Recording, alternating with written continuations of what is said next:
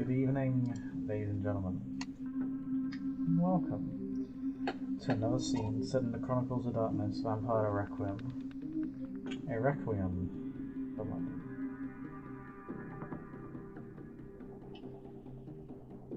Tonight, we set our scene on Mr. Casper.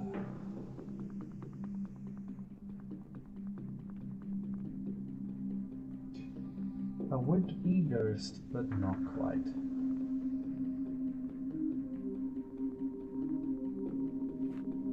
Although some mortals certainly think of him in that way.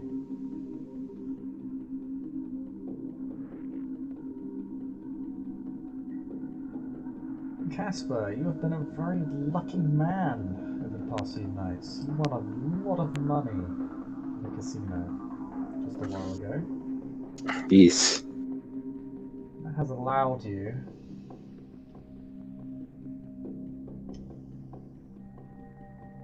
to move up the ladder a little bit in London society, or at the very least get yourself a property, a secure haven to get settled into.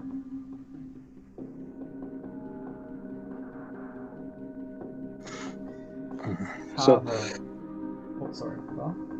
no, it's just with the money though. He has a lot. It's like he wants to have a real established property. So right now he's probably just basically renting out a hotel room.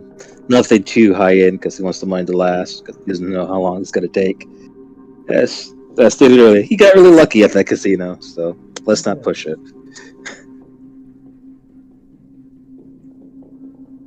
Won literal millions.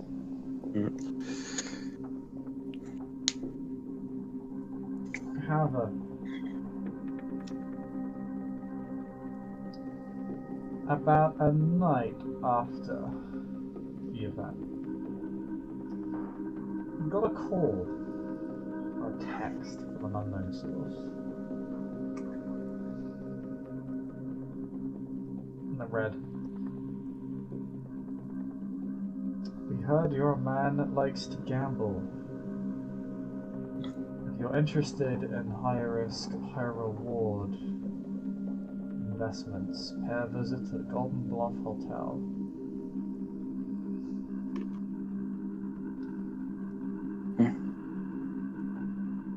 He won't respond to the message, but he'll arrive at the location. So wearing his nice tailor suit and his custom mask that he wears. Golden Bluff Hotel is a 5-star hotel that rests on the north side of the River Thames, within the city of London itself.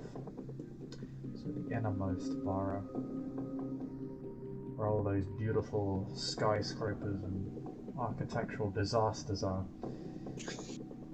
It has its own little waterfront, and it is very, very baroque, very Regency, very Victorian in its styling.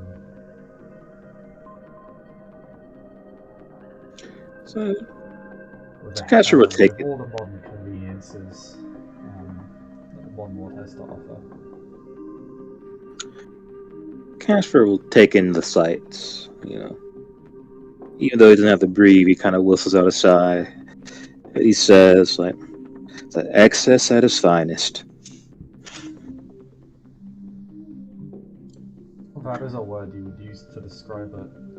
It's not modern excess, certainly not in its aesthetic, but it is very old school excess.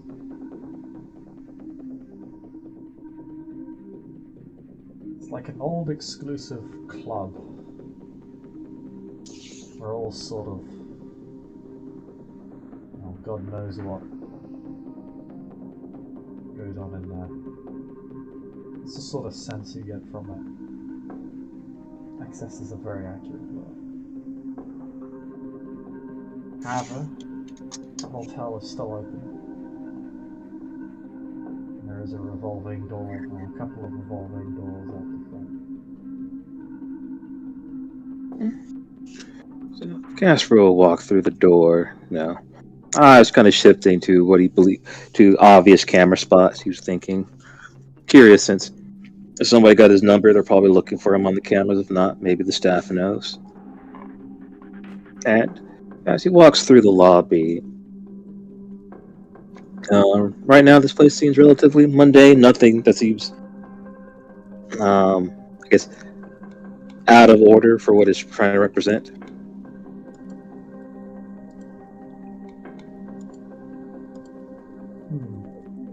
You do notice there are a number of cameras.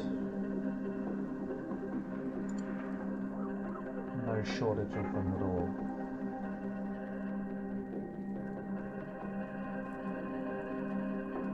In fact, there aren't that many spots in which you could hide, but you can see a few holes in security that you could perhaps exploit. There is a receptionist at the desk. They are on their computer. This late at night, you would expect them to be fairly relaxed, off-kilter, not really paying attention. This one seems attentive.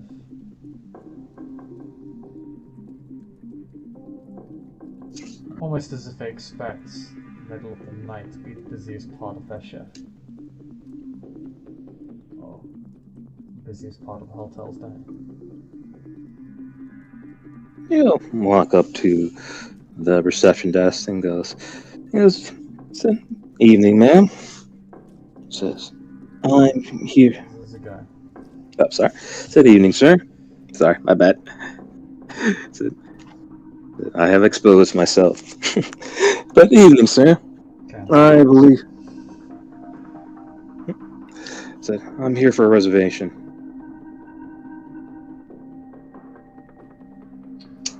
Of course, may I have your name? Yes. It was Casper.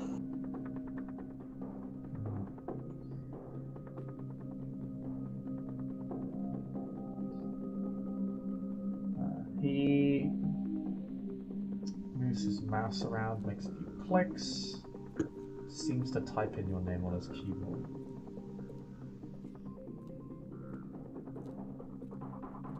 Got a surname? Oh. He stops for a moment.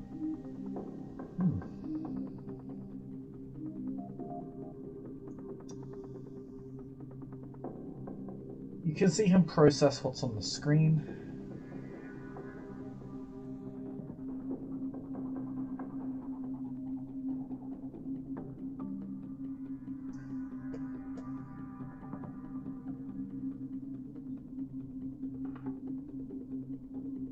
Then he seems to make a decision to himself.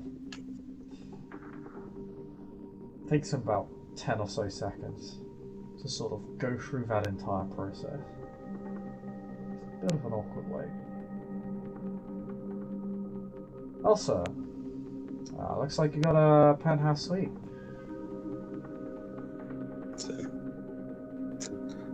I like to live comfortably. I can imagine. He sort of gives you, you can see his sort of eyes flick up and down at you. Taking note of the contradiction in your words and your appearance. He doesn't seem to question it, doesn't seem to say anything.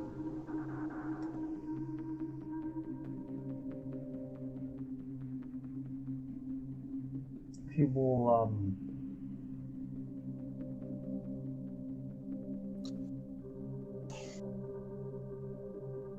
look around. So he sort of looks beneath his desk. He seems to get out a key card. He'll say, and he'll just hand it to you. I said, "Well, thank you kindly." Yes, he takes it. So I'll make sure to put in a good word for you with your services. As he begins walking towards the towards the room.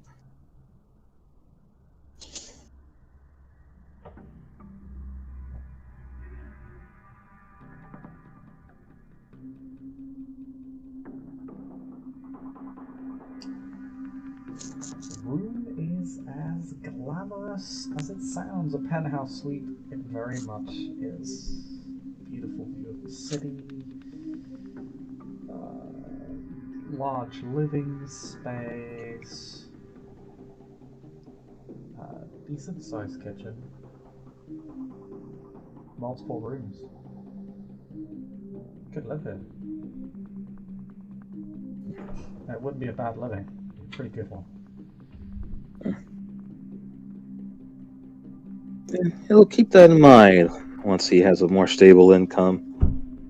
But he's also not sure exactly what the rules about living situations for his kind now. He has really heard about a lot of vampires just living in penthouse hotels. Doesn't mean they don't exist, but he just honestly doesn't know.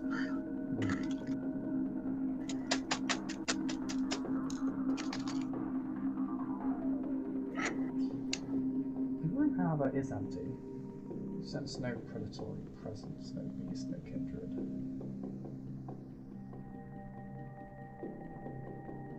And for now, he will sit in a public kind of living area and just wait.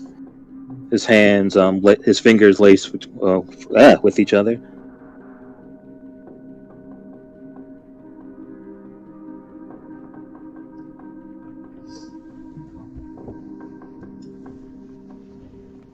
I'll be right back. Hmm?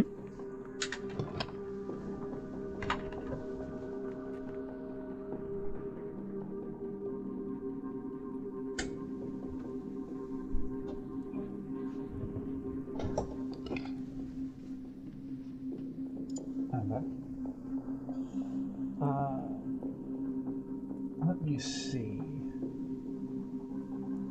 As about 2 to 5 minutes will pass.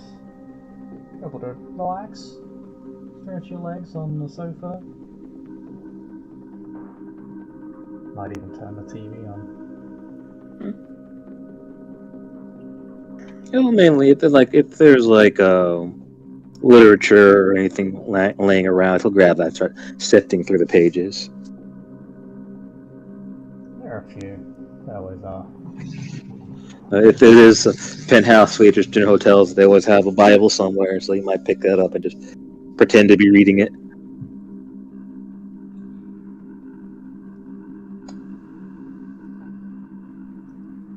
As the minutes tick away, you begin reading your Bible.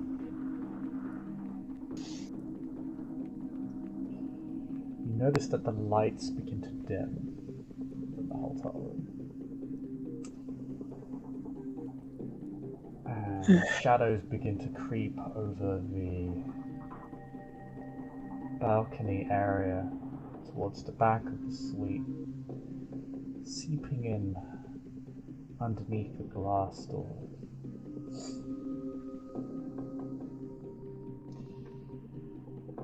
Slowly slithering in your direction.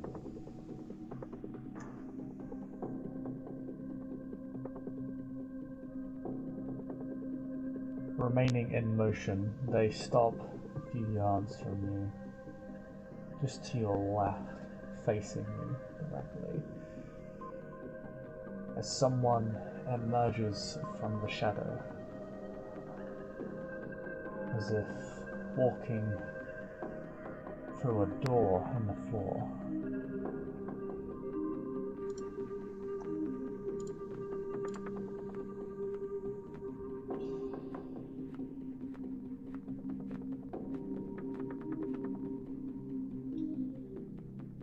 A woman with dark, slender skin, looks to be in her mid-30s, emerges from the shadow. With long black hair done up into a bun. Her eyes are pitch black.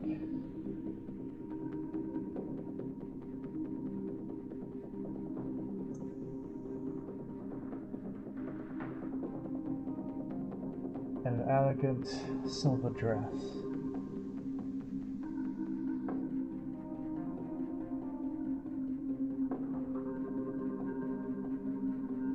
Like she's showing up to a party.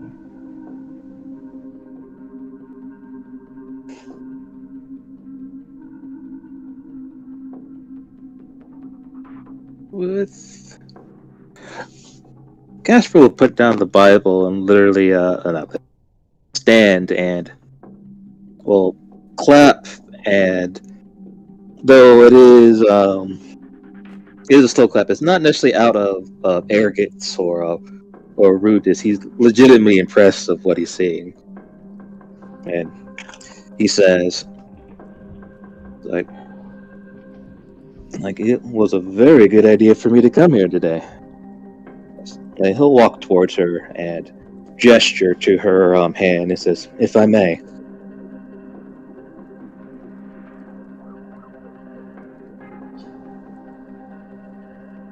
A pleasure, Casper. Asher Revroy. Sorry, could you repeat that? Asher Revroy. Can make me intelligence politics roll. I will do so. I actually have dots in it now, so I can roll it without doing a chance die. It's a new world.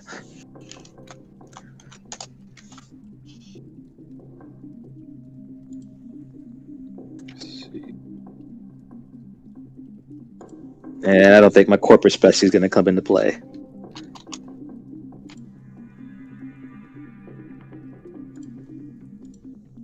Oh, pardon? I said, would my corporate specialty come into play? No. Okay. 4 successes. Well done. You got 4 successes. I've heard of this name before. Networked with members of the Invictus in the past. They are popular customers. The Invictus love outsourcing problems. Particularly dangerous ones, but they do pay well.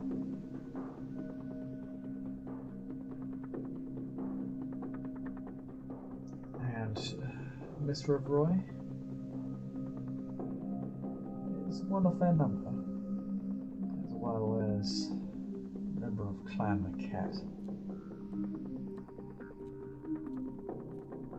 She's also noteworthy for being one of the domain's officers of law enforcement. And being more martially inclined. Well, she is a combat. They're everywhere. More martially inclined than most of her clan. The reputation that, well, she's leveraged to reach the position she has.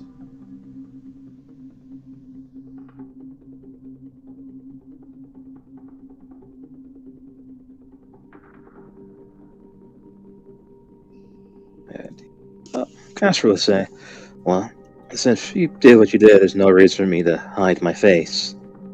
And he'll take off his helmet. And when helmets move, what it looks like at first, it looks like just kind of like a black cloud. It's not actually a face there. And then as the cloud seems to adjust and rearrange, there is a face, and horns appear from his head, and his eyes glow like candlelight. And when he moves, there's just silver sparkles where supposedly his mouth is and his teeth bare. Said, now, my lady, said, what gives me the greatest honor to be in your presence? Well, before we discuss that, might I just say that I'm very pleased that I managed to impress one of your clan. It's very difficult to leave a strong first impression among your number. You are very talented at it as yourselves as a clan.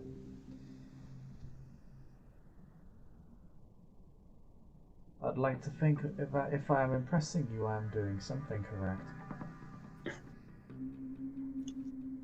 I'd say I'm rather new to the game, so don't sell yourself short. I never do. He nods. She'll take a seat on one of the chairs. Cross one of her legs over the other.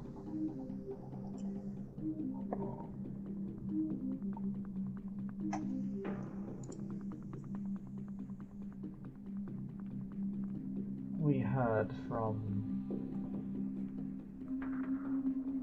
both the club and the cacophony that there was a new enterprising kindred within the domain. One that was willing to take big risks in order to leave a good impression.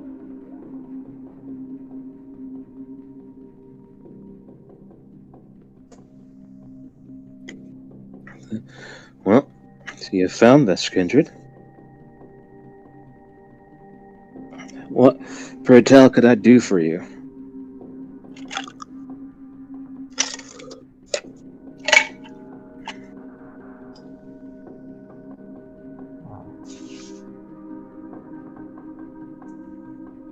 I'm sure you know who I am, what my profession is within this domain. That I do. Which I'm somewhat surprised that you came to talk to me for what you do. But honestly, if I keep looking at you, I think I'll be okay with it.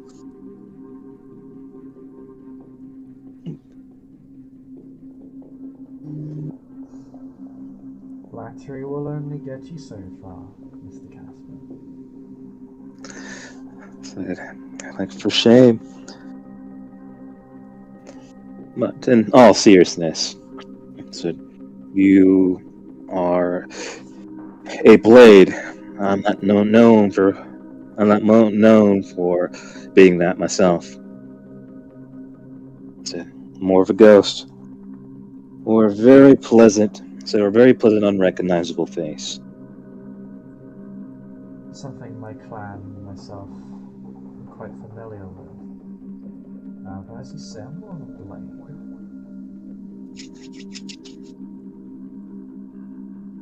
And then that lends itself towards solving a rather specific set of problems. Indeed. You think I have a tool set to help compensate for the problems that you have a harder time with, correct? Currently, the domain is quite busy dealing with larger scale matters. One might call them of national importance, as opposed to local. This happens from time to time. London is a very important city. It is a major player on the world stage. Indeed. It attracts a lot of attention. I heard some warehouse got attacked by some monster. So. Among other things. No shortage of blood on the streets right now. Unfortunately, not in a good way for us. Because of these matters,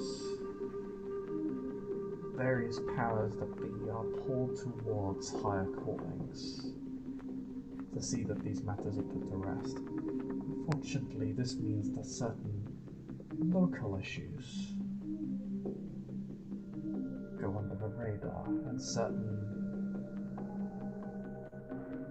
unwanted entities slip through the cracks.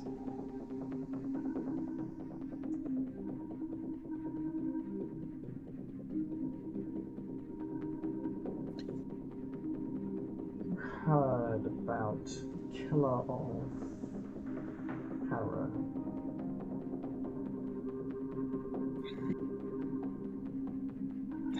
Out of character, would I know who the killer of Harrow is? Make me a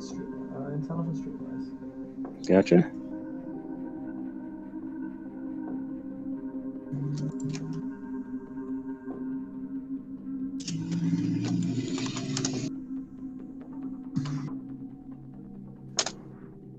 Three successes.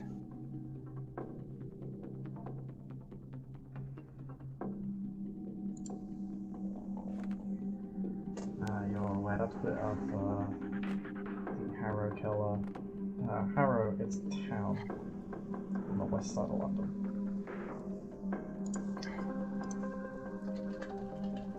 And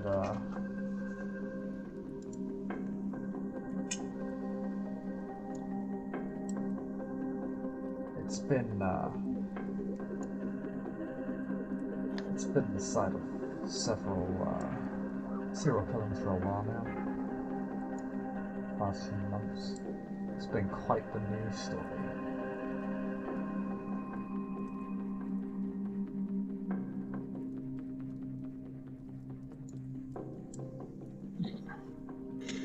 And he'll respond, yeah, been hearing about it.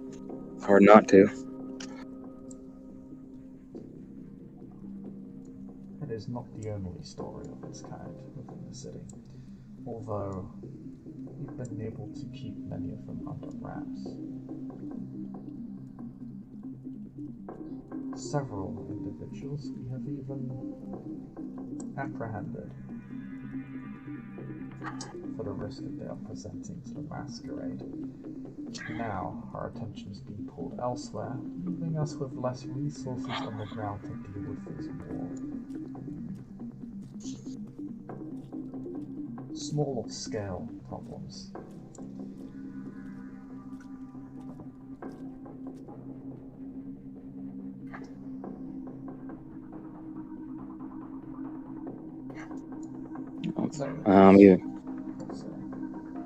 No. He says, and you want me to help you find these problems.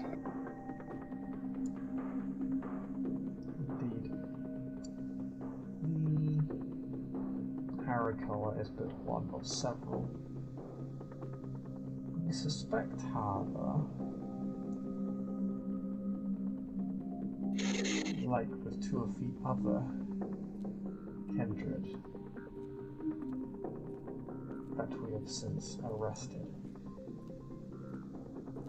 they are perhaps not performing these acts under their own volition, or are perhaps being led under false pretenses to do so.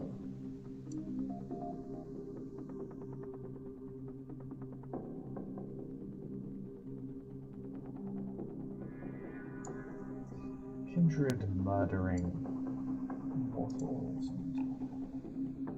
leaving their exsanguinated bodies strewn out all over the road is one thing. He frowns at that because that's extremely blatant. The domain knows how to deal with these problems. They are swiftly dealt with and swiftly punished. However, their growing frequency, the implication that they may be organized, presents a larger problem to us.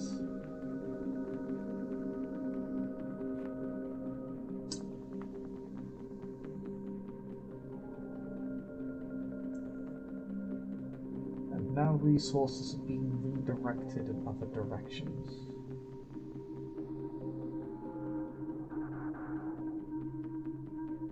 Slowing down the resolution to what could be a potential time bomb for the domain. And I'm sure you can see where I'm going with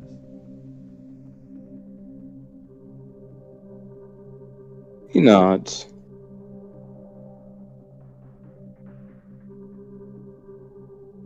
But he'll state like, I'm not much of a murderer, but I can investigate. How would you like me to contact you to figure out what they're doing and guide your people there correctly?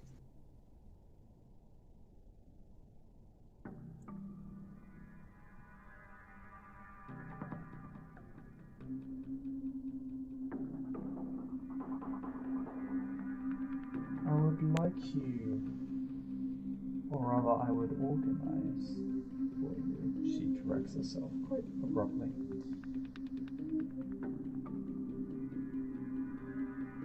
To be present at the investigation.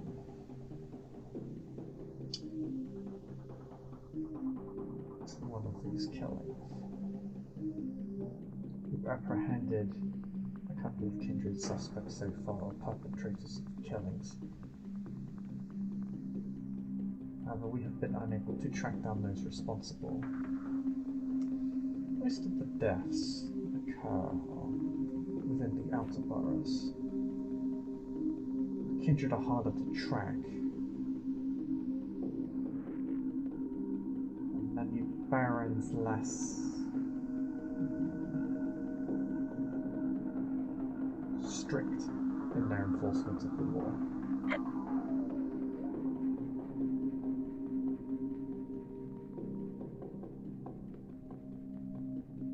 Worse,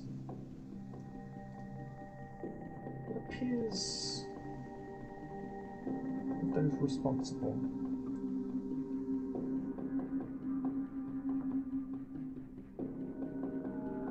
have a certain awareness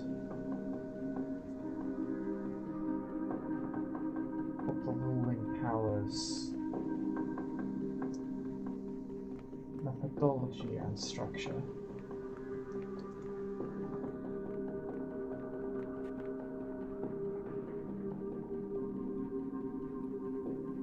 Which is no doubt a reason why they've been able to avoid us for so long. You, however, are an outsider. You have your own methods.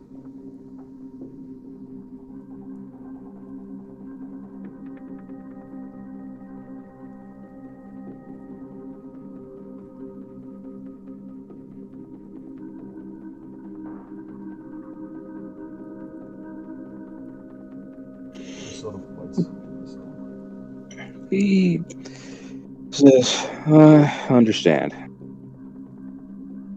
So,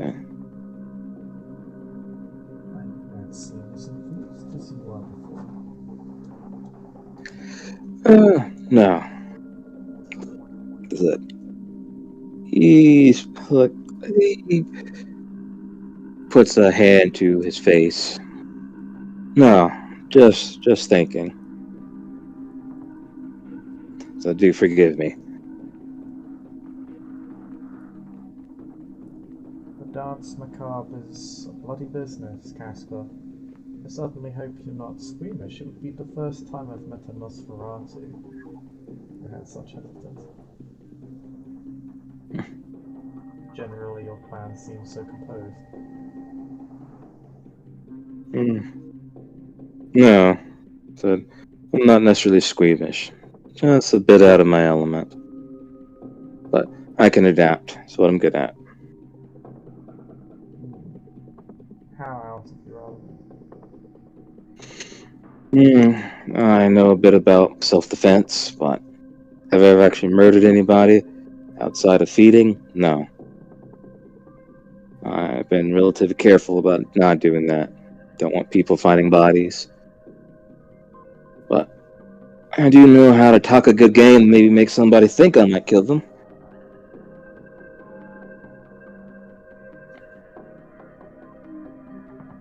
But as he yawns, if this is something that you need me to do, I'll require minor compensation. I have spoken with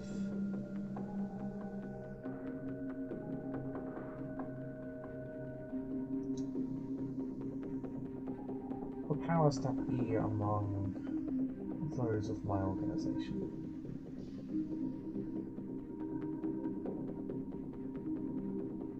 The Invictus would stand ready to reward you with wealth, property, or connections, or whatever it is you might desire for your services in maintaining the masquerade. It is, after all, the one thing the First Estate appreciates above all else.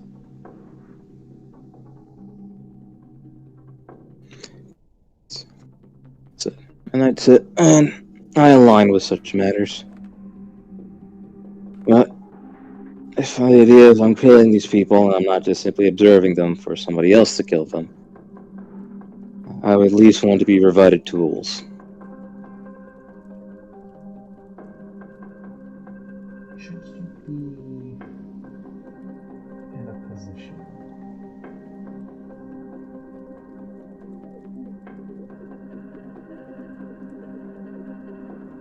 to apprehend those working with the scenes to perpetrate such acts,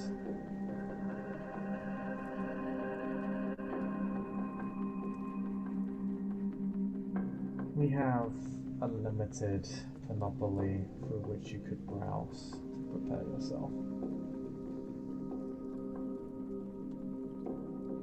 However, we do largely expect you to make use of what you have on this matter. As I have stated, the conspiracy's resources are being redirected to maintain the silence on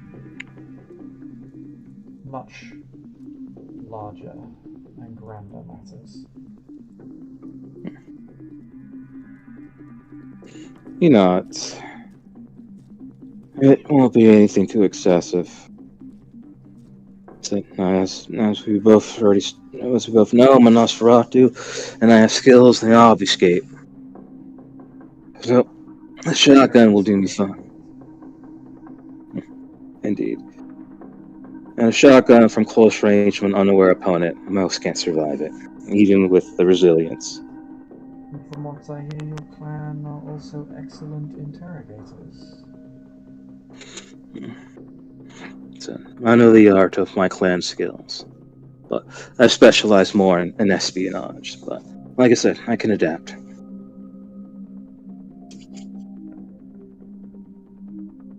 One might perhaps feed into the other. My clan is less skilled in the art of manipulating the masses directly. But we have found other ways to move pieces on boards.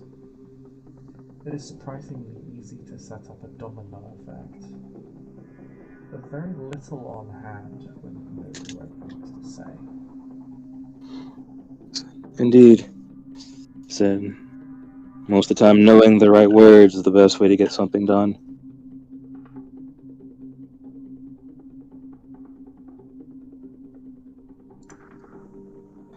So let's go so let's come to an understanding. That outside the provision of the single act of weaponry, he looks at this penthouse for a moment.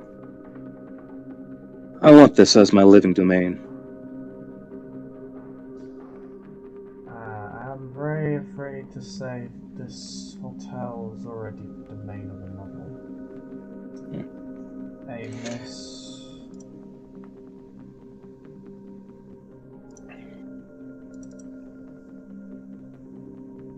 A Miss Aubrey Corbet. However, I'm sure if you were to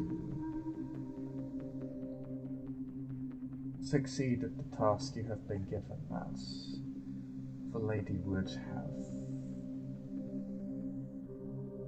no problem whatsoever of you residing within this area free of any sort of required tax or recompensation. I don't mind being a lieutenant, but that will be a conversation for me and her to have. Of course, there are plenty of penthouses in London. Yes, of course. I'm sure one could be found for you. And appropriated. Much appreciated. And as far as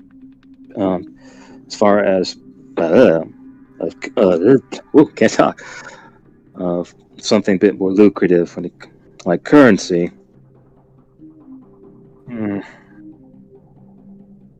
And he'll say basically one equivalent of like 3 cash to do this.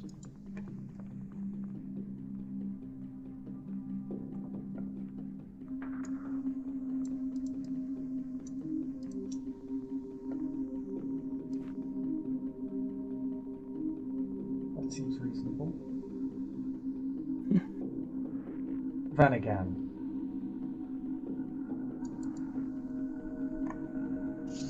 it's not as if we're short on income. Yeah. I always try to be fair regardless. But other than that, I think we'll be okay. Because if I do well on this job anyways, maybe me and Victus can have a closer relationship.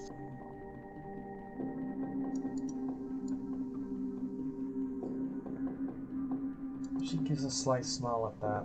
She has her arms clasped and sort of releases them from their sleeve and spreads them over the chair, arms of the chair.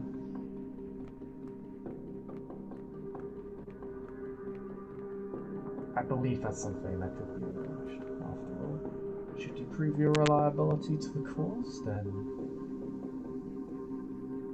the cause will in return show some trust in you.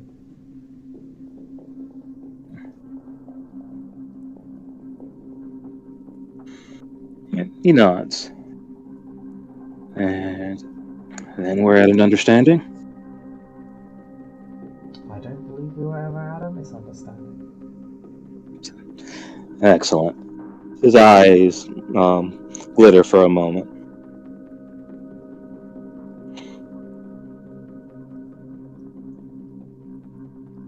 She will rise from the chair and she will go to shake your hand. And he'll shake her hand in return. It's very dainty, very ladylike.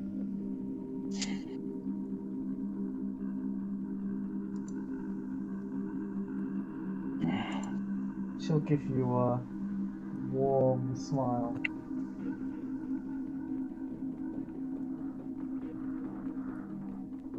It's a pleasure to meet you, Mr. Casper. I hope you settle in well here and that we can speak more once your task is complete. So, likewise.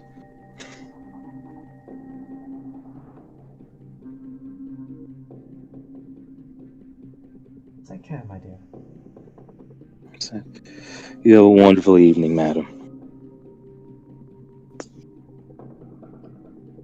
She will perform a short curtsy with her silver dress and then return, walking back towards shadows, never actually abating, sinking into the darkness like a pool of water, and then receding back over the balcony. You're alone.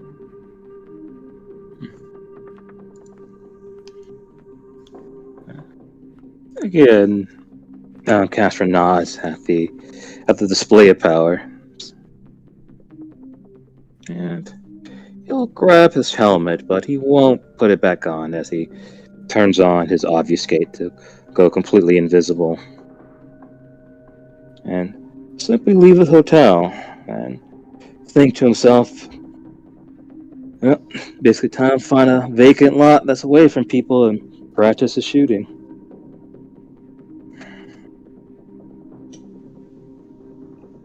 I think with that,